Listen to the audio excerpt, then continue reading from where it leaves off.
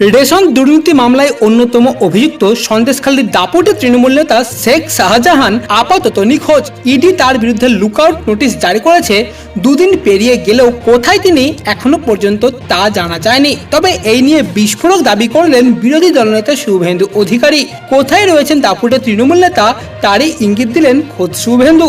গুঞ্জন উঠেছিল শাহজাহান হয়তো বাংলাদেশ পালিয়ে গিয়ে থাকতে পারে, তবে বিরোধী দলনেতা শুভেন্দু অধিকারীর দাবি সন্দেশখালীতেই রয়েছেন শাহজাহান। কোন এক প্রধানের বাড়িতে গা ঢাকা দিয়েছেন তিনি এও বলেছেন বাংলাদেশে ঢোকার চেষ্টা করেছিলেন, তবে লুকআউট নোটিশ জারি হওয়াতে পালাতে পারেননি। কেন্দ্রীয় এজেন্সি ইতিমধ্যে বাংলাদেশ সরকারকে সতর্ক করেছে, তাই পালাতে পারেননি তিনি, এবং সেই কারণেই এই মুহূর্তে সন্দেশখালীতে হয়তো থাকতে পারেন শাহজাহান। অন্যদিকে আবার তৃণমূলের এই তাবড় নেতাকে নিয়ে রাজভবনের পিস রুমে একাধিক অভিযোগ জমা পড়েছে।